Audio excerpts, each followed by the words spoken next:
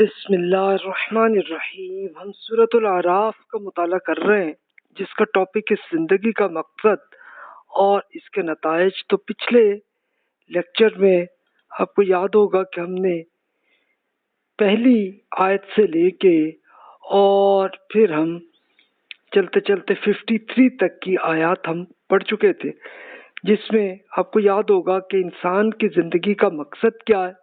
ایک صرف امتحان کے طور پر یہ زندگی ہے، اس کے بعد ان لمیٹڈ لائف ہونی ہے، اس لائف کا رزلٹ اللہ تعالیٰ نے بتایا، اور پھر یہ بھی بتایا کہ اس ایگزام کے اندر آپ پہ چیلنج یہی آئے گا کہ شیطان آپ کو غلط آئیڈیاز دے گا۔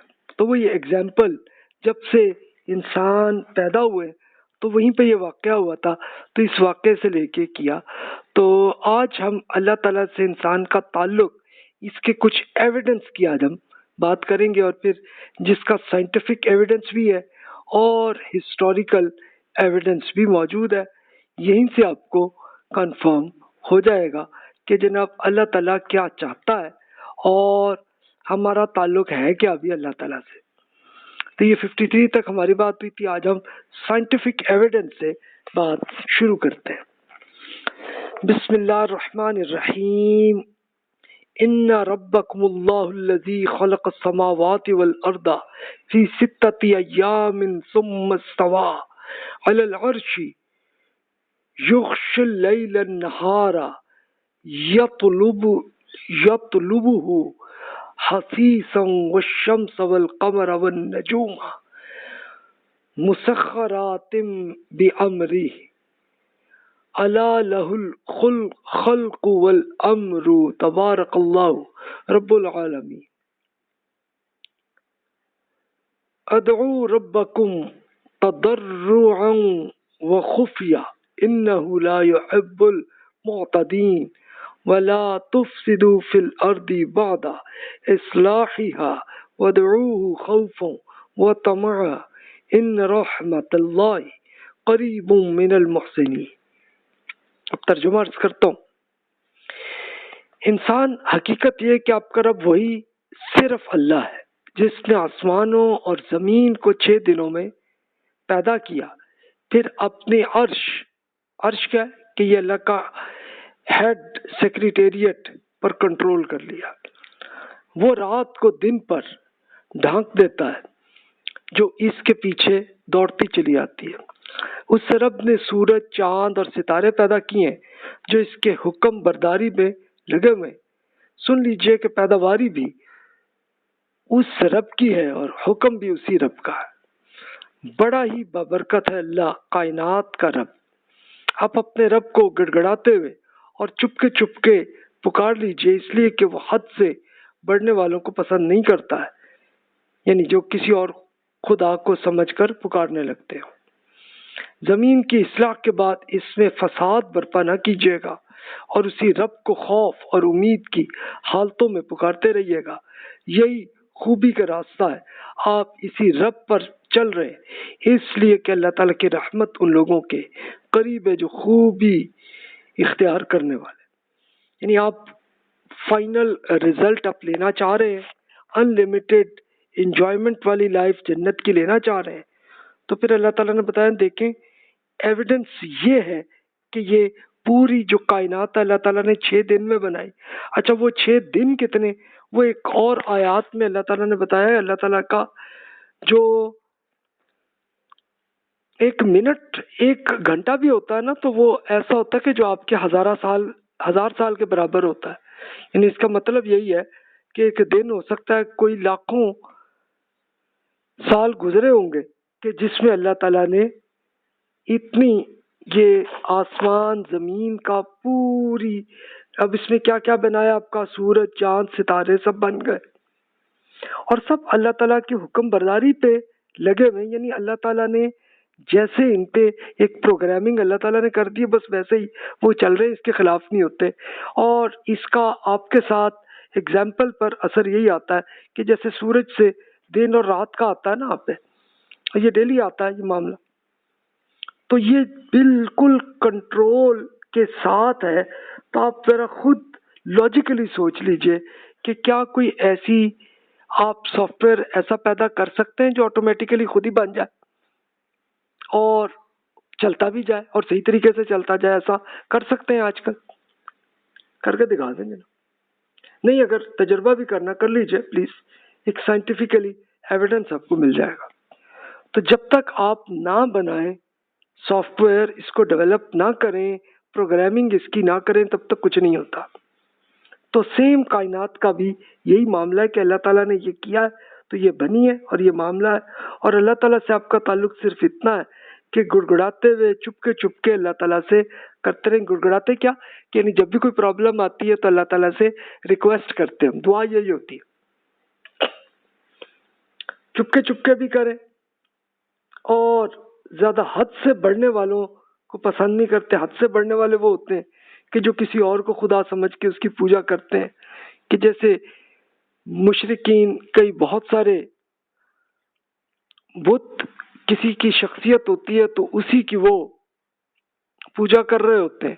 اسی طرح سے پھر ایتھسٹ جو ہیں وہ اسی کائنات کی پوجا کر رہے ہوتے ہیں اور اسی پہ ہی ان کی پوری لائف اسی پہ ہی گزرتی ہے. یہ کر رہے ہوتے ہیں تو اس پہ نہ کریں. آپ نے کرنا ہے، آپ نے اپنے فائدے کے لیے کچھ یوز کرنا ہے تو اسی کائنات کی چیزوں کو آپ سائنٹیفکلی پڑھیں، اس پہ عمل کریں، ضرور کریں، لیکن اللہ تعالیٰ سے تعلق آپ کا ہونا چاہیے. اور پھر یہ بتا دیا کہ زمین میں فساد برپا کرنا یہ نہ کیجیے گا، یہ اللہ تعالیٰ کو ناپسند ہے. جس کی فساد آپ کیسے پیدا کرتے ہیں، آپ پریکٹیکلی اپنے ملکوں میں ہی آپ دیکھ سکتے ہیں. آپ کی یہ ٹیررزم ہوتا ہے. پھر اس کے ساتھ ساتھ جو لوگ احتجاج بھی اگر کرتے ہیں، احتجاج کرنا تو درست ہے، لیکن وہ اس کو اس طرح سے کرتے ہیں کہ روڈ کے اوپر لے کے لوگوں کے روڈز اور گھر کا راستہ بند کر دیتے ہیں. تو یہ بھی فساد فی الارض ہے نا، اور کیا. اور فساد فی الارض کی اور ایگزامپلس آپ جو کچھ بھی اخبارات میں آپ نے سنے ہوں گے کیس، اس پہ فیصلہ آپ خود کر لیجئے کہ اس کو آپ فساد فی الارض ہی کہیں گے یا کیا کہیں گے. تو جناب یہ ہے آپ کے لیے اللہ تعالیٰ کو ناپسند ہے، یہ نہ کریں. اس کے لیے ایک ایگزامپل سے آپ یہ دیکھ لیجئے کہ رسول اللہ صلی اللہ علیہ وسلم ایک بار سفر پہ کچھ صحابہ کرام کے ساتھ جا رہے تھے اور ایک جنگ کا معاملہ تھا، تو اس کے لیے بیچ میں ایک جگہ رکے. تو ایک کوئی گاؤں یا کوئی چھوٹا سا کوئی شہر ہوگا، وہاں پہ رکے تھے. تو اب صحابہ کرام نے ان کو جگہ یہی ملی کہ وہ روڈ پہ ہی ان کو جگہ ملی، وہیں پہ وہ بیٹھے تھے. تو رسول اللہ صلی اللہ علیہ وسلم نے ان کو فرما دیا کہ بھائی یہاں سے اٹھیے آپ اور کھلی جگہ پہ آپ بیٹھیے، کیونکہ یہاں پہ یہ جو شخص بھی راستہ بند کرتا ہے تو وہی پھر ایک اس کے لیے کوئی جہاد نہیں ہے. تب دیکھیے مذہبی لوگ یہ حرکت کر رہے ہوتے ہیں، تب آپ خود دیکھ لیں کہ یہی پھر اسی ٹائپ کی فساد فی الارض ہی ہوتا ہے سلسلہ. تو اس سے آپ نے بچنا ہے.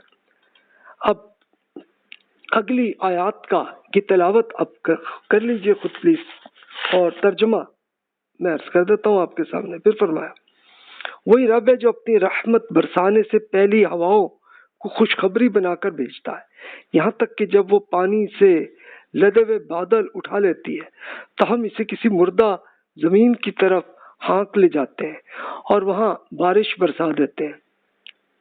پھر اس سے طرح طرح کے پھل پیدا کرتے ہیں. اسی طرح ہم مردوں کو بھی اٹھا کھڑا کریں گے، شاید آپ کو یاد دہانی حاصل ہو جائے.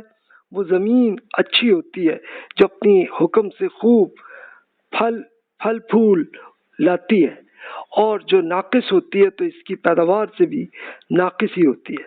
یہی آپ کا معاملہ بھی ہے کہ قرآن کی آیات میں ہم اپنے ثبوت اسی طرح ویرائٹی کے ساتھ پہلوؤں سے دکھاتے ہیں ان لوگوں کے لیے کہ جو شکر گزار بننا چاہے.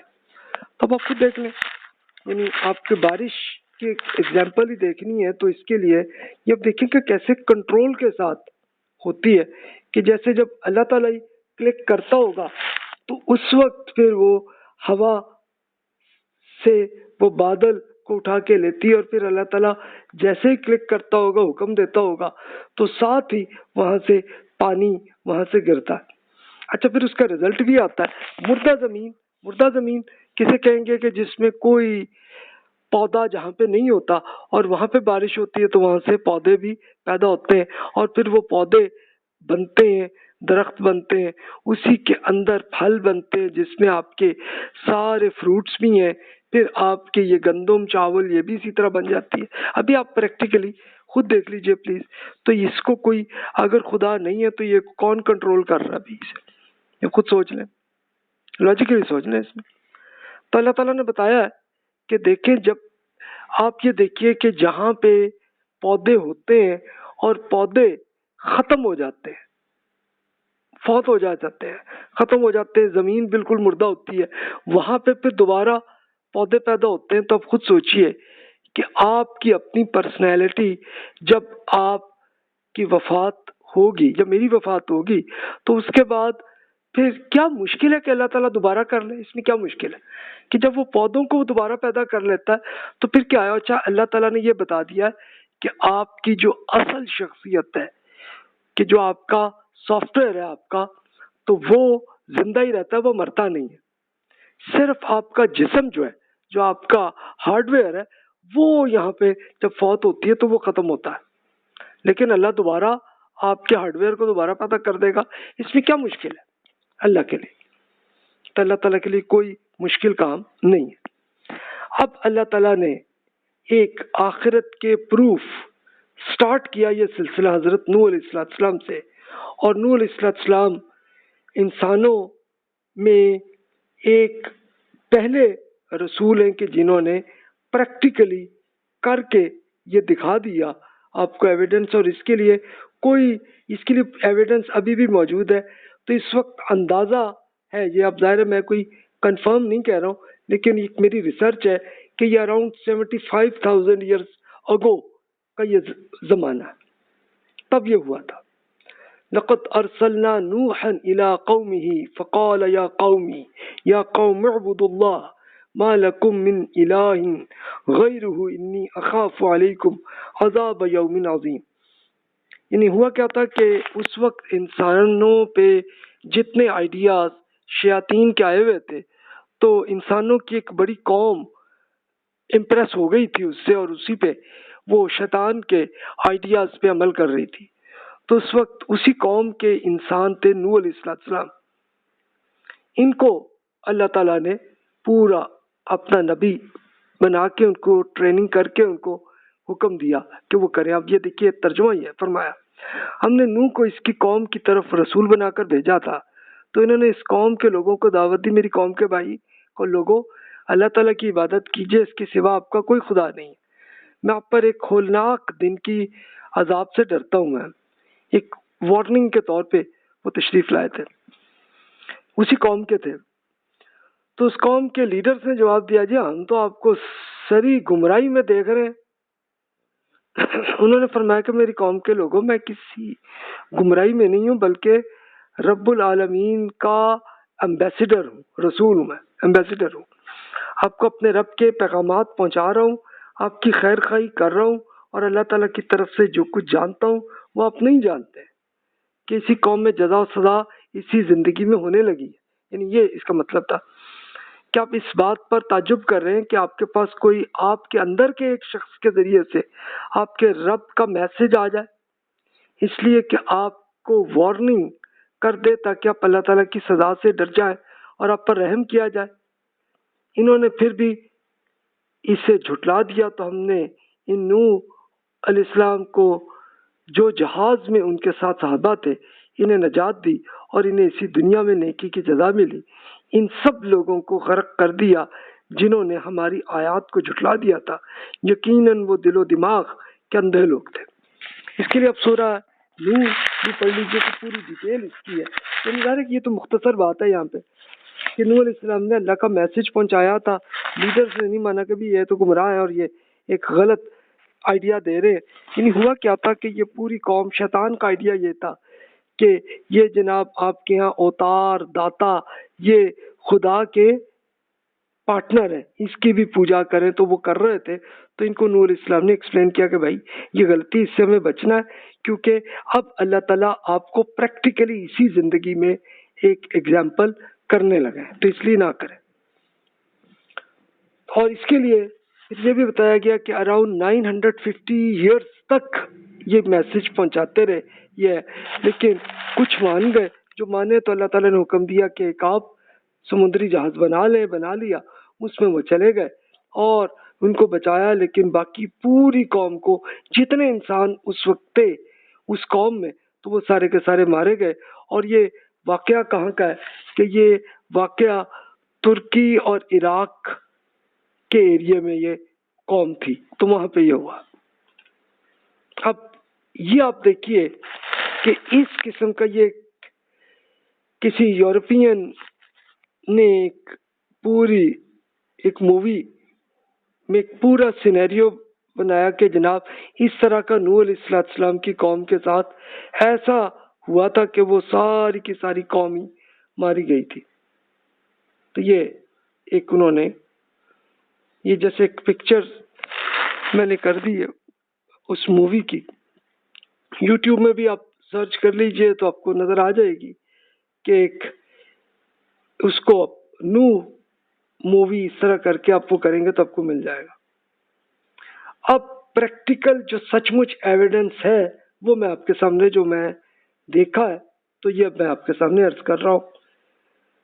یہ ایک شہر ہے، ایک پہاڑ ہے جو اس وقت ترکی اور ایران کے بارڈر میں، جسے ارارات کہتے ہیں، اور جودی بھی اس کا ایک پرانا نام اسی پہاڑ کا ہے۔ تو ہوا یہ تھا کہ نوح علیہ السلام کے صحابہ کرام رضی اللہ عنہم پر جزا کے فوسل یہاں پہ موجود ہے اس پہاڑ پہ۔ یہ فوسل کی پکچر آپ کے سامنے ہے۔ یعنی یہ فوسل کیا ہے کہ یہ وہی جو جہاز جس میں نوح علیہ السلام اور صحابہ کرام جہاں پہ نکلے تھے، تو ان کو پھر اللہ تعالیٰ نے آرڈر دیا تھا کہ آپ جا کے یہ اس ارارات پہاڑ پہ جا کے رک جائیے گا۔ تو وہ اس پہاڑ پہ جا کے رک گئے تھے، اور پھر اللہ تعالیٰ نے اسی پورے یہ جو ایک بہت بڑا طوفان جو تھا اس کو ختم کر دیا تھا، اور ختم کرنے کے بعد جو صحابہ کرام تھے ان کو یہ پوری زمین دے دی تھی، اور یہ انتہائی زرخیز ایریا ہے پورا۔ اس کے ساتھ آرمینیا بھی ساتھ ہی ہے، اسی پہاڑ کے ساتھ، اسی کے ساتھ ایران بھی ہے، اسی کے ساتھ ترکی میں بھی ہے۔ تو یہ ایک بالکل بارڈر پہ ہے۔ اور یہ فوسل کہاں سے ملے؟ یہ رشیا کی حکومت رہی آرمینیا تک، تو جب یہ سوشلزم کا فلسفہ تھا تو ان کی حکومت آرمینیا تک تھی، تو انہوں نے ایک آئیڈیا آیا، ظاہر ہے کہ ان میں سے بہت سے لوگ کرسچنس تھے، انہوں نے بائبل میں پڑھا ہوگا تو یہی حضرت نوح علیہ السلام کا واقعہ، تو انہوں نے ان کے جو اچھے اسپیشلسٹ تھے بڑے اونچے اونچے پہاڑوں پہ کرنے والے، تو انہوں نے یہ کیا کہ چلو یار ہم دیکھتے ہیں کہ یہ جو کہا گیا ہے کہ یہ ارارات میں، تو ارارات میں پہنچے تو ان کو یہ فوسل نظر آ گیا، اسی جہاز کا یہ فوسل مل گیا آپ کو۔ اب اللہ تعالیٰ نے دوسری قوم کا آیا، یہ اب اندازہ یہی ہے کہ 10,000 BC کی قوم ہے، قوم عاد کہتے ہیں۔ یہ حضرت نوح علیہ السلام کے بیٹوں کے ذریعے انسانوں آگے پیدا ہوئے، اور اب ظاہر وہ 75,000 ایئرس تھا، اب یہ 10,000 ہے، تو تقریباً 65,000 ایئرس گزر گئے۔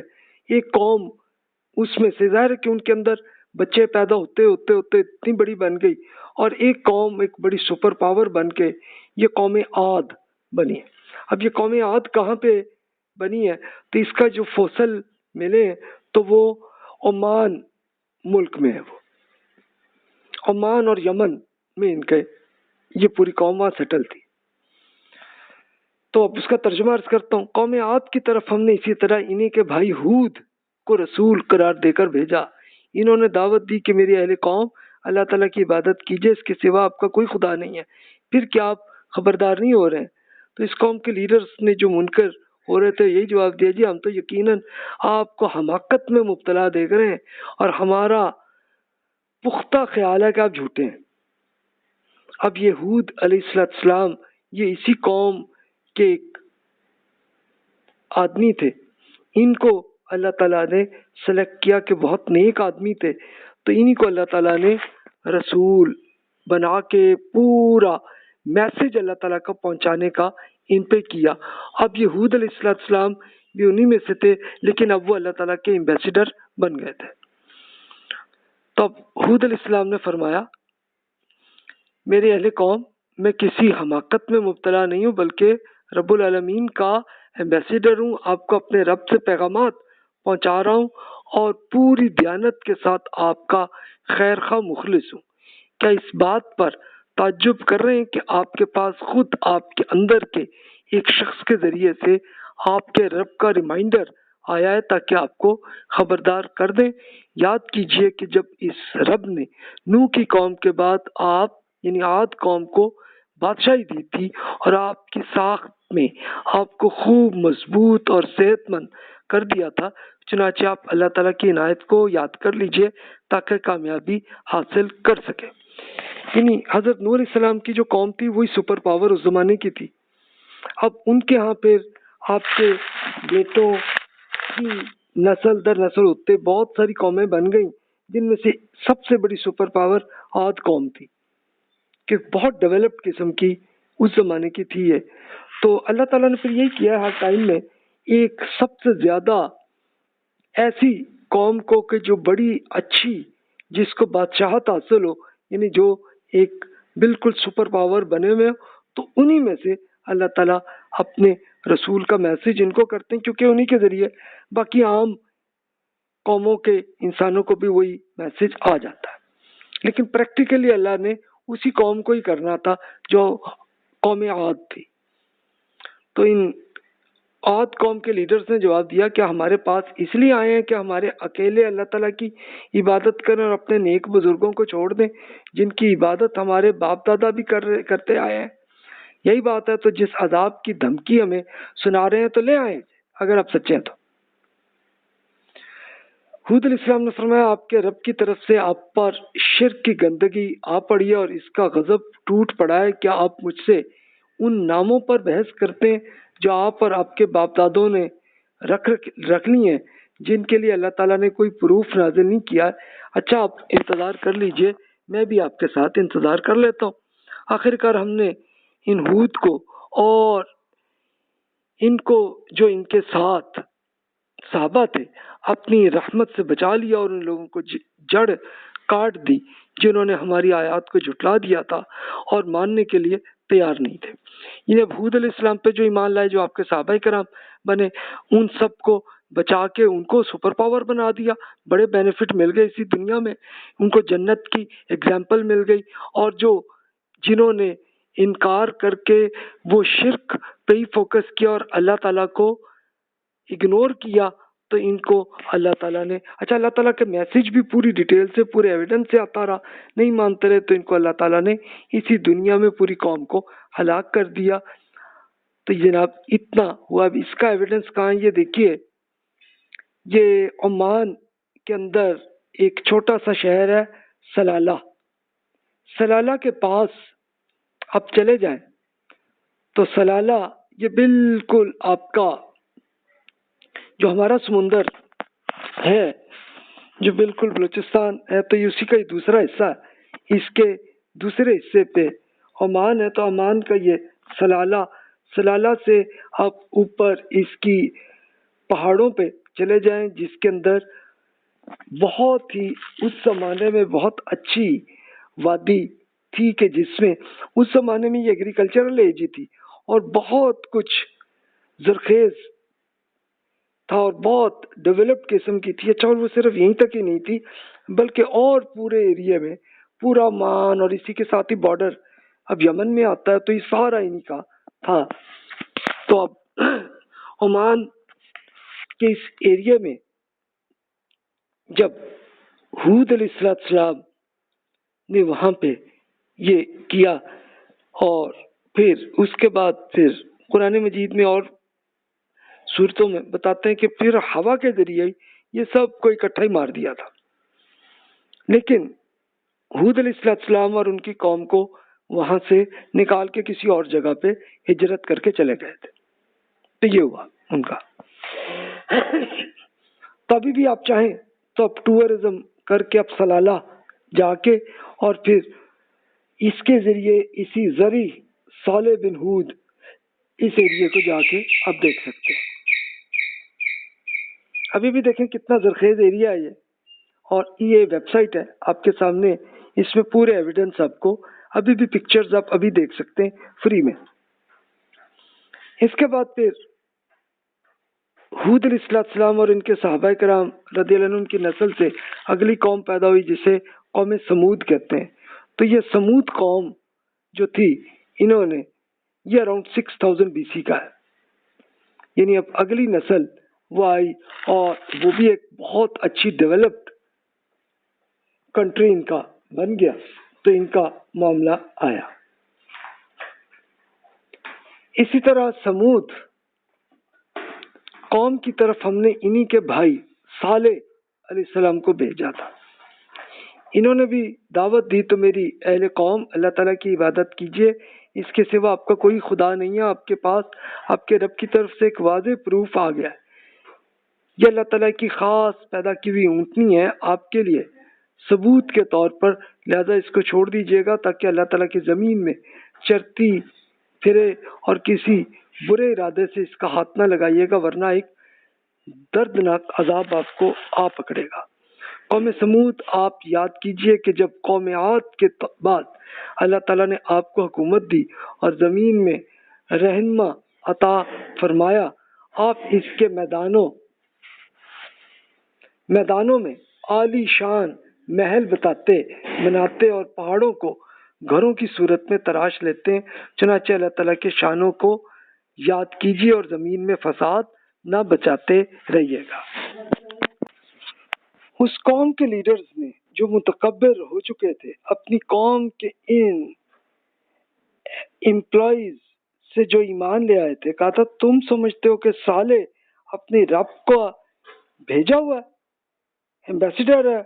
انہوں نے جواب دیا ہاں جی، ہم تو اس پیغام کو مانتے ہیں جس کے ساتھ اس رسول کے ذریعے ان کا میسج جو اللہ کا آیا ہے.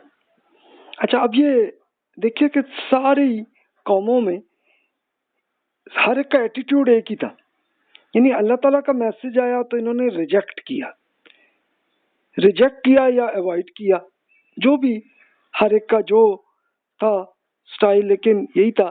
تو آیا تو اب اللہ تعالیٰ نے ایک ایویڈنس، اچھا یہ ایویڈنس یہ آپ مزید آپ اور صورتوں میں آپ کو وہ ملے گا کہ یہ انہی لیڈرز نے سمود قوم کے وہ کہا تھا جی اگر آپ اتنے ہیں تو آپ ایک کوئی ایسے اونٹنی آپ اسی پہاڑ اس کی چٹان کے اندر سے آپ لائیں تو ہمیں مانیں گے کہ واقعی یہ خدا کا میسج ہے.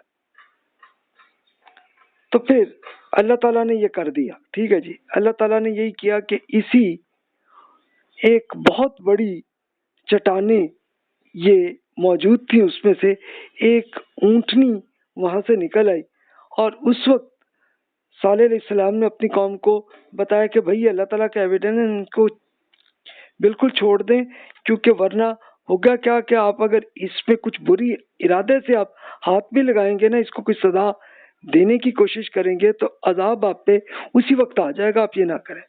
اور پریکٹیکلی یہی ہوا کہ اسی قوم نے یہی کیا تھا کہ اس اونٹنی کو قتل کر دیا. تو پھر اس کا اللہ تعالیٰ نے رزلٹ پھر کیا. اب آگے دیکھیے کہ کیا ہوا اس میں. اس پر اس تکبر کرنے والے لیڈر نے کہا لیکن ہم اس کے منکر ہیں جس پر تم ایمان لائے. پھر ان لیڈرز نے اس خاص اونٹنی کی ٹانگیں کاٹ دیں اور پورے تکبر کے ساتھ اپنے رب کے حکم کی نافرمانی کی اور کہہ دیا اے صالح اگر آپ خدا کے بھیجے ہوئے ایمبیسیڈر ہیں تو لائے ہم پہ عذاب جس کی آپ ہمیں دھمکی دے رہے ہیں. آخر ایک سخت تھرتھراہٹ نے انہیں آ لیا اور وہ اپنے گھروں میں اوندے پڑے کے پڑے رہ گئے.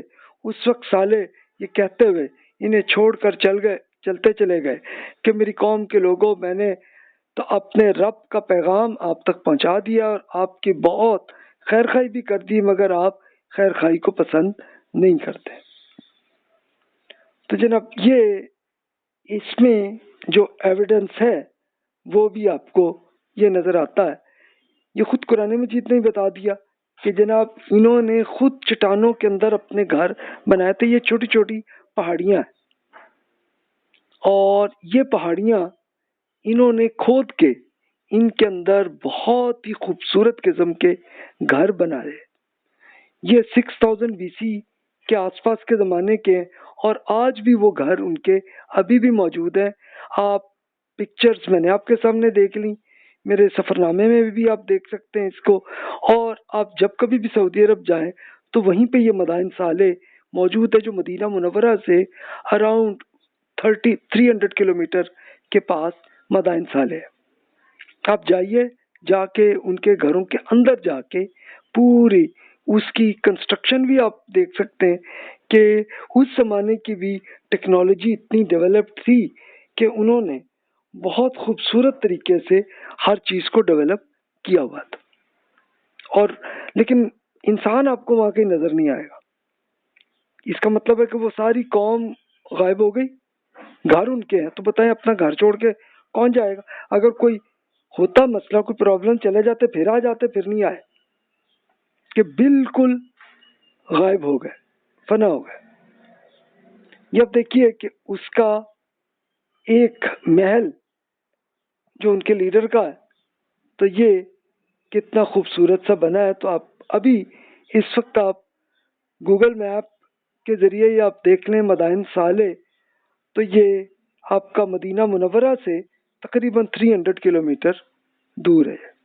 اس کے پاس ایک چھوٹا سا ایک شہر ہے العلا، وہاں پہ آپ کو وہ بھی مل جائے گا، وہاں پہ ہوٹل بھی، کہ جہاں پہ آپ جا کے آرام سے، انہوں نے ٹورزم کا ایک وہ بنایا ہوا ہے، آپ جا کے دیکھ سکتے ہیں. اور اس کے لیے پھر اب یہی جو قوم سمود کی ڈیٹیل ہے اور قوم عاد کی بھی جو ہے یہ بائبل میں بھی موجود ہے.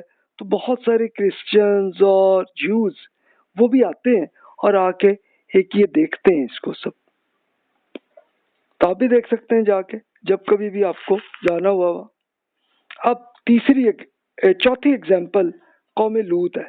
یہ 2000 BC کے آس پاس کے زمانے کی قوم ہے کہ جس میں لوط علیہ السلام یہ ابراہیم علیہ السلام کے بھتیجے تھے اور وہ عراق سے پھر نکل کے فلسطین میں سیٹل ہوئے تھے.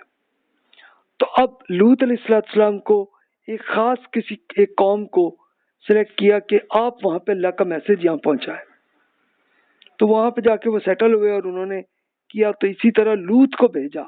اب یہ ترجمہ ہے.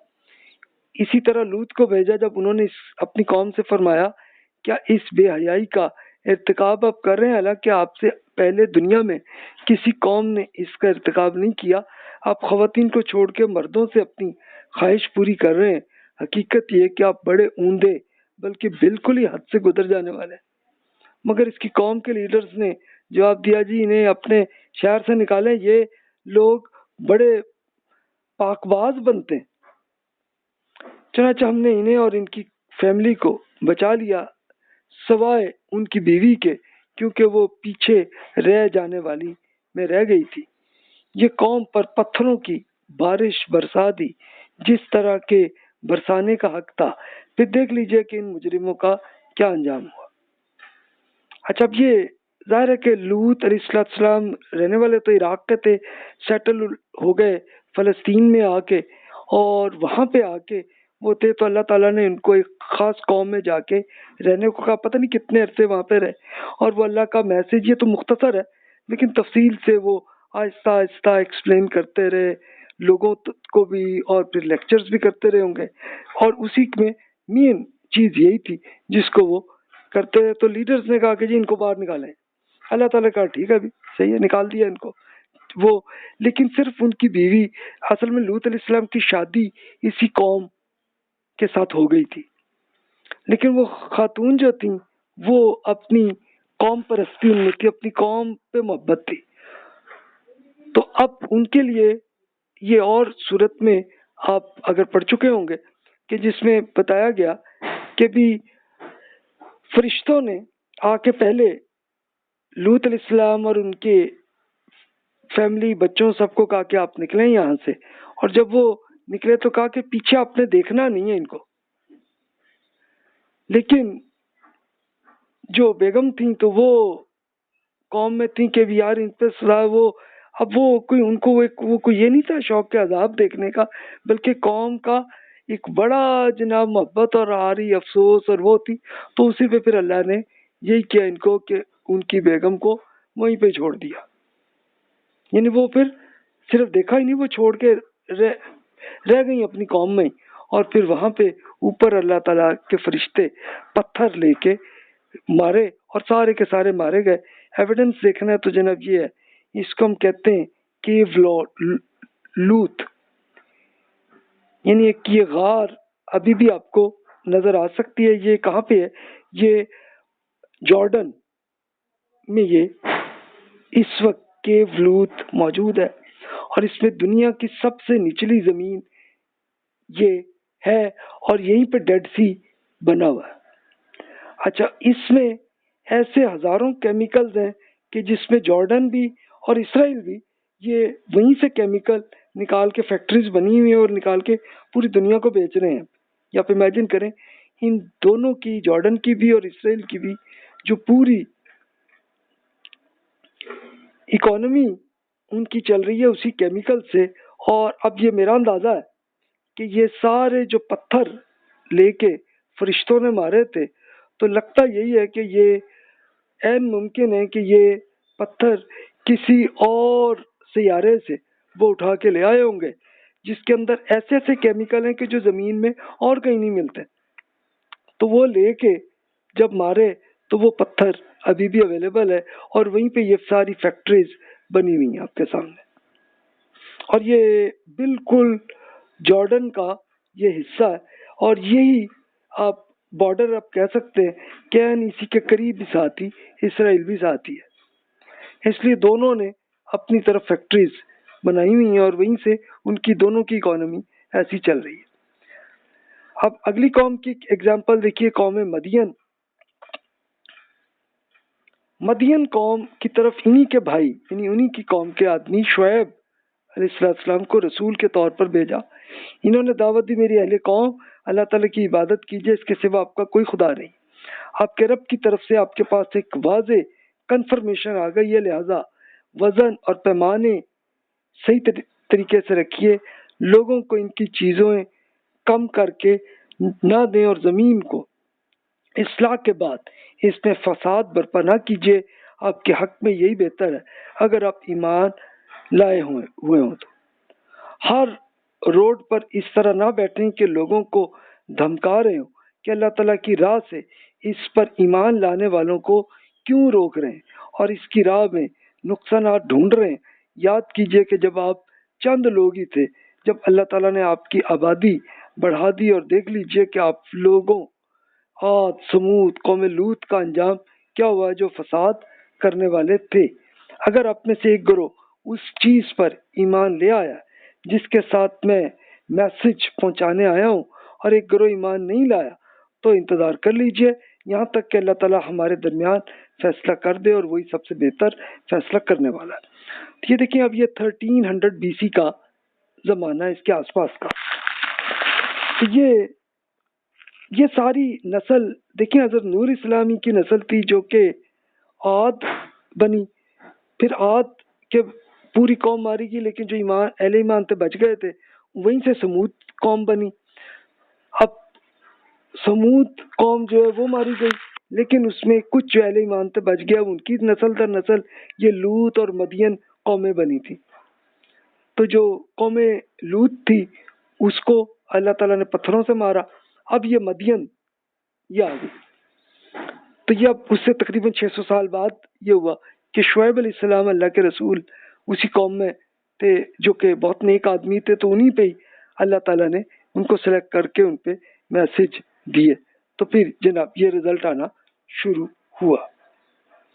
اچھا، اب اس مزید ترجمہ اس کی قوم کے لیڈرز نے جو تکبر کر رہے تھے ان سے کہا کہ شعیب، ہم آپ کو اور آپ کے ان لوگوں کو جو آپ کے ساتھ ایمان لائے ہیں اپنے شہر سے نکال باہر کریں گے، ورنہ پھر آپ کو ہماری قوم کے فراڈ اور فساد کے طریقے میں واپس آنا ہی پڑے گا۔ اس شعیب علیہ السلام نے جواباً فرمایا کہ ٹھیک ہے بھی، کیا اس صورت میں بھی کیا ہم اس سے بیزار ہوں میں؟ اگر ہم آپ کی قوم کے فراڈ اور فساد کے طریقوں میں لوٹ آئے تو اس کے بعد کہ اللہ تعالیٰ ہمیں اس سے نجات دے چکا ہے، تو اس کا مطلب یہ ہوا کہ ہم نے اللہ تعالیٰ پر جھوٹ باندھا ہے۔ ہرگز نہیں، یہ ہمارے لیے ممکن نہیں ہے کہ ہم اس میں لوٹ آئیں، سوائے اس کے کہ اللہ تعالیٰ ہمارے رب ہی کی چاہے ہمارے رب کا علم ہر چیز کو کنٹرول کر رہا ہے۔ ہم نے اللہ تعالیٰ ہی پر بھروسہ کیا ہے۔ اے رب، ہمارے اور ہماری قوم کے درمیان ٹھیک ٹھیک آپ فیصلہ فرما دیجئے، یقیناً بہترین فیصلہ کرنے والے آپ ہی ہیں۔ اچھا اب دیکھیے اس قوم میں غلطی کیا تھی، ایک تو شرک بھی کرتے تھے، اور اوپر سے ان کو لوکیشن ایسی ملی ہوئی تھی کہ اس پورے ایریا میں جتنا بزنس گزرتا تھا، جو قافلے بھی گزرتے تھے تو ان کو یہ روک لیتے تھے زبردستی اور کہتے تھے چلو بھی لاؤ ہمیں دو چیزیں، اور خریدتے بھی کس طرح سے کہ فراڈ کر کے، کہ جس میں چیز زیادہ لے لینی اور پیسے کم دینے، اور وہ کرتے تھے۔ اور پھر جب بیچنا ہوتا تھا جس کو، جو بھی اگلا قافلہ آیا، تو اس کو چیز جناب وہ کم دینی اور پیسے وہاں سے زیادہ لے لینے۔ تو یہ حرکتیں وہ کرتے رہے، اور اللہ تعالیٰ نے اب انہی کو سلیکٹ کیا ان پر ایک پریکٹیکلی اسی دنیا میں سزا دینے کا اور جزا بھی دینے کا کہ جو اہل ایمان ہوئے۔ تو شعیب علیہ السلام نے کہا کہ ٹھیک ہے بھائی، آپ نکلنے کا اللہ نے مجھے دیا تو میں نکل جاؤں گا، پھر نہیں آؤں گا آپ کے۔ اب مزید ترجمہ ہے، اس قوم کے لیڈرز تو انکار کا فیصلہ کر ہی چکے تھے، لوگوں کو وارننگ کی کہ اگر تم لوگ شعیب کی پیروی کرو گے تو سمجھ لو کہ پھر تم بڑے نقصانات میں جا پڑے ہو۔ آخر ایک سخت تھرتھراہٹ ہی انہیں آ لیا اور وہ اپنے گھروں میں اوندھے پڑے کے پڑے رہ گئے۔ جنہوں نے شعیب کو جھٹلایا تھا وہ ایسے تھے کہ گویا اس شہر میں کبھی بسے ہی نہیں ہیں۔ جنہوں نے شعیب کو جھٹلایا بالآخر وہی نامراد ہوئے۔ اس وقت شعیب یہ کہتے ہوئے انہیں چھوڑ کر چل دیے کہ میری اہل قوم، میں نے اپنے رب کے پیغامات آپ کو پہنچا دیے اور آپ کی خیر خواہی کا حق ادا کر دیا ہے۔ اب میں ان لوگوں پر افسوس کیا کروں کہ جو منکر ہو چکے ہیں۔ تب آپ یہ دیکھیے کہ یہ وہ قوم تھی کہ جو یہ حرکت کر رہی تھی۔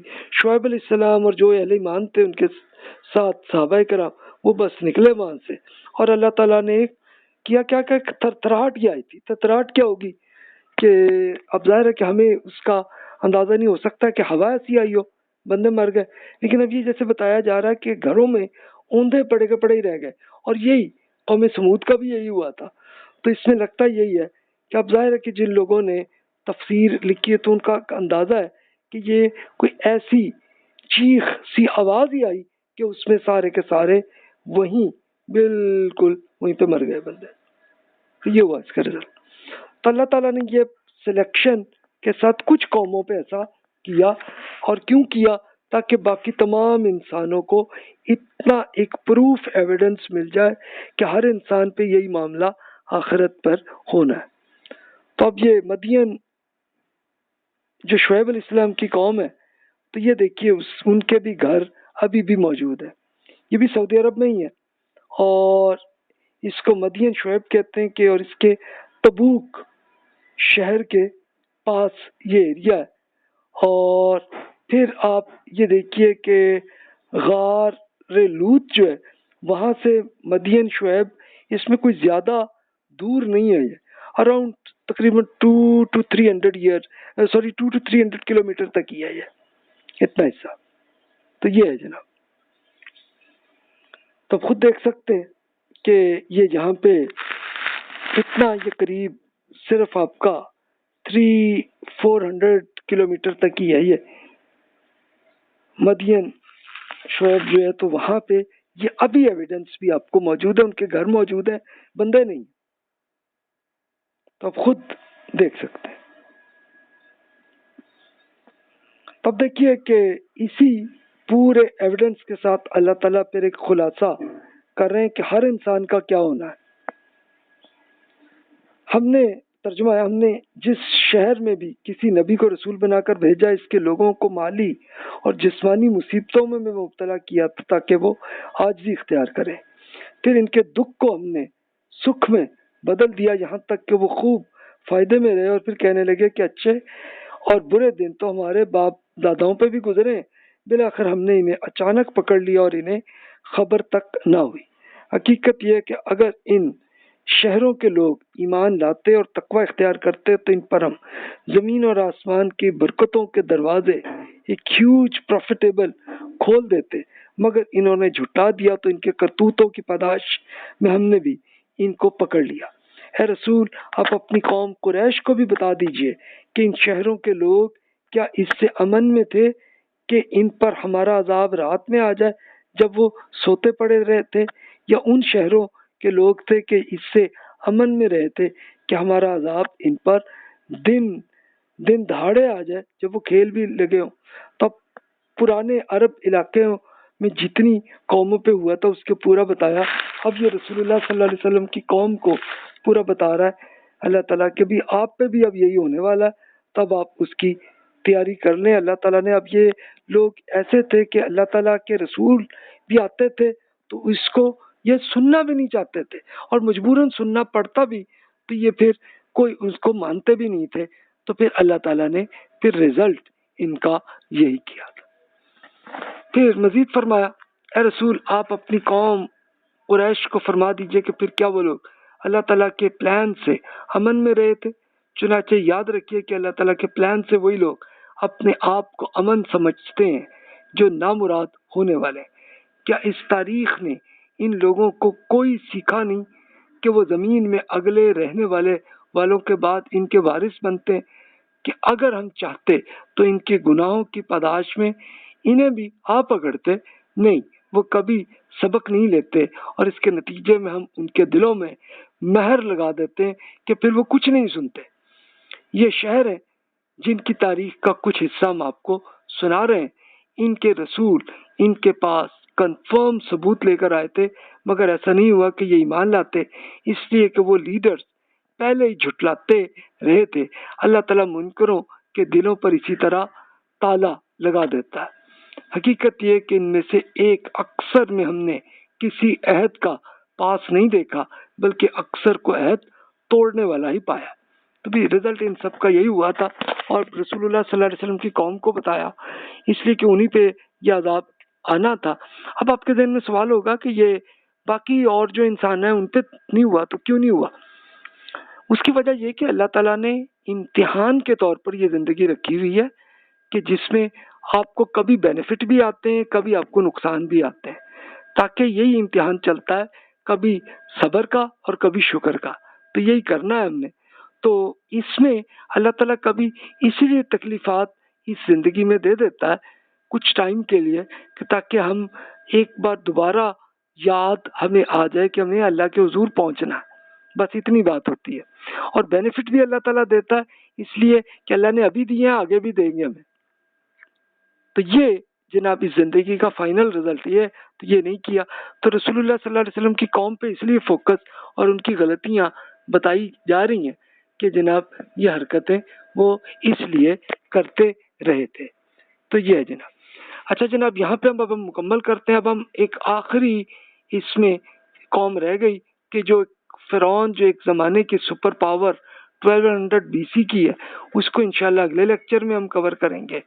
اور پھر اس کے بعد پھر جو قوم بنی اسرائیل، ان کی ہم پوری ڈیٹیل لیں گے، ان کی ہسٹری میں کیا ہوا۔ یہ 2 قومیں ہوں گی، ان کی ہو کے یہاں پہ ہماری ہسٹری کی پوری ڈیٹیل بات مکمل ہو جائے گی۔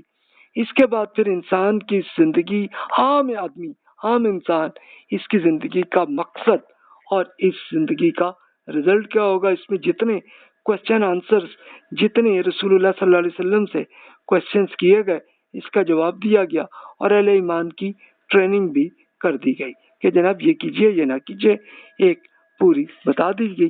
تو جناب فیصلہ آپ نے کرنا ہے۔ ابھی آپ کے ذہن میں جو سوال ہے بلا تکلف آپ ای میل کر لیجئے۔ جزاک اللہ خیر واحسن الجزا۔